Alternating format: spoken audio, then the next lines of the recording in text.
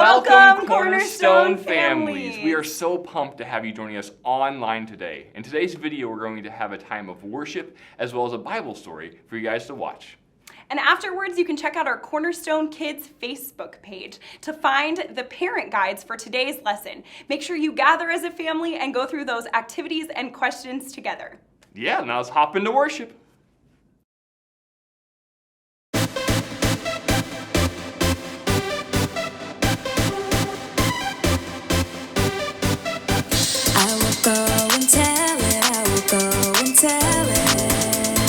Tell it from the mountaintop. I will go and tell it. I will go and tell it. Tell it from the mountaintop. Thank you for sending Jesus. He was born for all the world. You gave us so much love, and I'm telling all the world. I will go and tell it. I will go and tell it. Tell it from the mountaintop. I will go and tell it. I will go and tell it. Tell it from the mountaintop.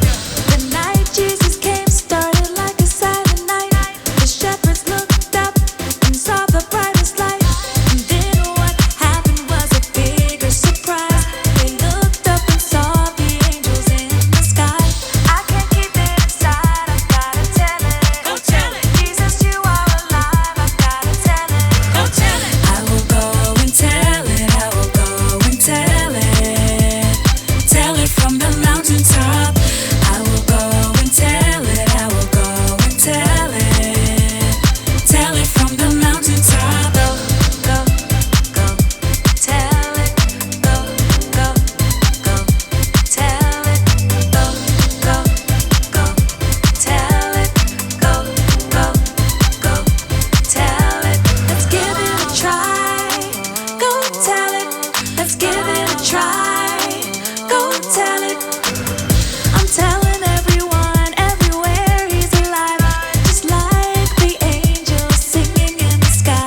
I can't keep it inside. I gotta tell it. Go tell it. Jesus, you are alive. I gotta tell it. Go tell it. I will go and tell it. I will go and tell it. Tell it from the mountaintop. I will go and tell it. I will go and tell it. Tell it from the mountaintop. Go, go, go. Tell it. Go, go, go. Tell it. Go, go, go. Tell it. Go, go, go. Tell it. Thank you for sending Jesus. He was born for all the world. You gave us so much love, and I'm telling all the world.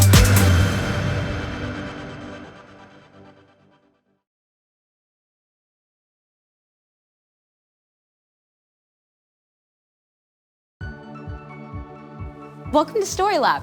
This week, we're celebrating Christmas, while we take a look at the story of someone who recorded a big promise for us. Oh, and also, look out for this.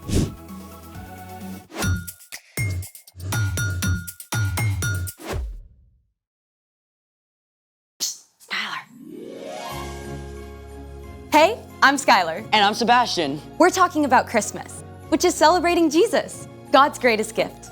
Gotta say, I think you got the decorations on point. Thank you. We're only missing one thing. A partridge in a pear tree? I can go get one. We need snow. Yeah, but it's 53 degrees and sunny. I've thought about that. We're gonna make our own snow. What do we need? The internet says that there are a lot of ways to do that. I say we should make our own recipe, then we can have a showdown. Or a snowdown. I see what you did there. I'm ready. Let's make it! For our first DIY snow, you just need 2 ingredients, cornstarch and lotion. Step 1, dump all the cornstarch in the bowl.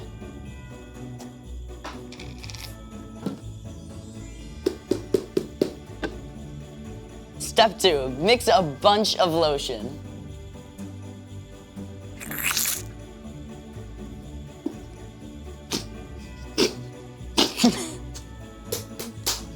I think we got everything. Now listen closely because the next part is extremely complex and technical. Just squish it. Wait, that's it? Yeah, I mean, you just have to mix it up for the perfect consistency for a big, fat snowball coming right at you. Ta-da! Not bad. It's no good. But mine will be snow much better. For this next DIY snow, you're also only going to need 2 ingredients. Baking soda and shaving cream. First step, pour a box of baking soda into a bowl. Step 2, pour in the shaving cream. This is so satisfying, like cranking self-serve ice cream. With all of the topping. Now, mix it up really well. This is gonna take like 2 or 3 minutes to get right, I think.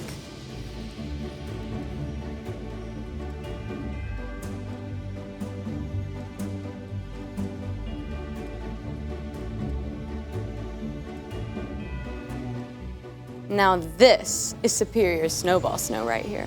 Superior to what? I think that's obvious. There's only one way to decide. Cornstarch and lotion up first. Ready? Sure. Let it go, let it go. Can't. That's so 2013. Were you even born in 2013? Yes. Here goes. It moves. That's right. 3, 2, 1. Ooh, let's see that again.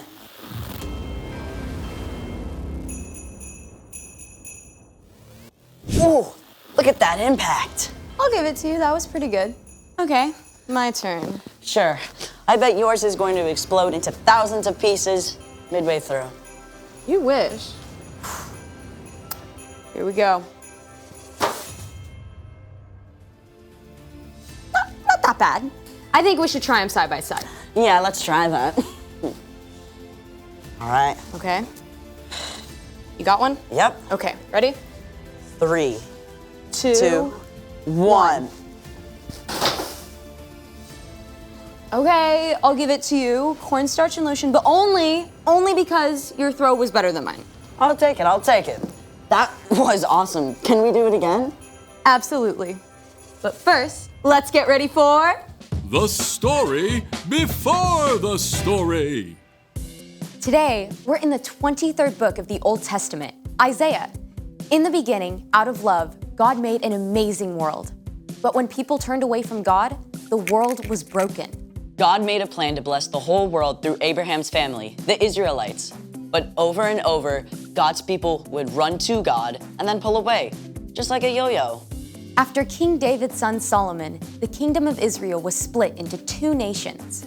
During this time, God spoke through prophets to encourage them to turn their hearts back to God and to tell them about the rescuer God would send. One of these prophets was a man named Isaiah, which is where our story starts. Take it away. Hey, everybody! Hey, Erica. Isaiah lived more than 700 years before Jesus. And get this, his name means the Lord saves us. Think about that. Even Isaiah's name pointed to God's plan to save the Israelites and the whole world. Isaiah was a prophet, someone who listens to God and then shares truth from God with other people. Often this is a message about events that will take place in the future. Then I heard the voice of the Lord. He said, "Who will I send? Who will go for us?" I said, "Here I am. Send me." Isaiah lived in Jerusalem. Though Jerusalem was still free, the northern part of Israel had been conquered by the Assyrians. With enemies closing in, Isaiah knew it was only a matter of time until the rest of the Jewish people were taken captive too. Isaiah served as an advisor to the king, but many of the messages that he shared also spoke about a time far into the future, a time when God would send someone to rescue God's people forever. The people who are living in darkness will see a great light. They are now living in a very dark land, but a light will shine on them. That light Isaiah was writing about wasn't an actual light. It was a person, a savior. And that savior was going to come in the most unusual, unexpected way. A child will be born to us. A son will be given to us. He will rule over us.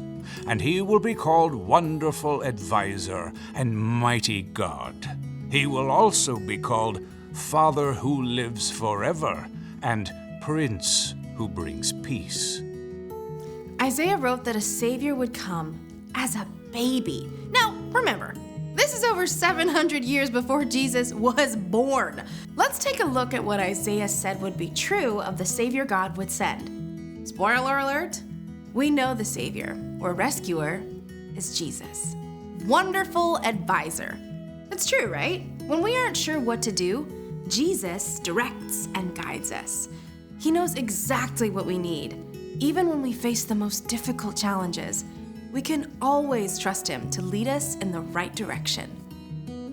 Now consider Mighty God. Jesus is stronger and more powerful than any earthly king. Just think of the amazing things that Jesus did. He made people who were blind see and healed people of all kinds of sickness. He turned one small lunch of bread and fish into a feast for thousands of people. And when he spoke to a storm, it listened and stopped right away. Father who lives forever. Jesus will live and reign forever. He was with God in the beginning, and he'll never leave us. Like a good father, he provides everything that we need. He always wants to spend time with us and delights in us, even before we do anything for him. Prince who brings peace. When people turned from God, the world was broken. When Jesus laid down his life for us and rose again, he made peace between people and God. When we believe in Jesus and follow him, our relationship with God is restored. We can have life forever with God. In the end, Jesus will bring an end to all conflict and all wars, and in Jesus, everything that is broken will be made whole. These are amazing promises! But Isaiah wasn't finished with his picture of the rescuer God was going to send. There will be no limit to how great his authority is. The peace he brings will never end. He will rule on David's throne and over his kingdom. He will make the kingdom strong and secure. His rule will be based on what is fair and right. It will last forever. The Lord's great love will make sure that happens. He rules over all. From the very beginning, God had a plan to rescue the Israelites, right? Even when things seemed dark and hopeless, God was making a way, not just for the Jewish people, but for all of us to be saved. And it would all depend on a tiny, helpless baby. But that's a story for next time. Mind blown. I mean, it's incredible how everything came together. God's always at work, even when we don't see it. So, what's our part in this story? Glad you asked. Well, just like for the Israelites during the time of Isaiah, things can look pretty dark. We hear about terrible things happening all over the world all the time. And there are probably some things going on in your own life that don't make sense either. Maybe your best friend is moving away, or your mom just lost her job and you can tell your parents are really worried. Yeah, or you might be like my friend, where she has a condition where she has to go into the hospital every month for treatment. It's tough, and none of these things seem to make sense. But even when you can't see the way forward, remember that Jesus is our wonderful advisor. Our mighty God and Father who reigns forever. Our Prince of Peace. Exactly, and you can trust that God has a plan, and that in the end, everything that's wrong and confusing will be made right. Now that's something to celebrate. For sure. I'll see y'all next time. Bye, Erica. So here's the thing. God always has a plan. I have a plan for the rest of this snow. Hey! Thanks for joining us in the Story Lab. See you next time.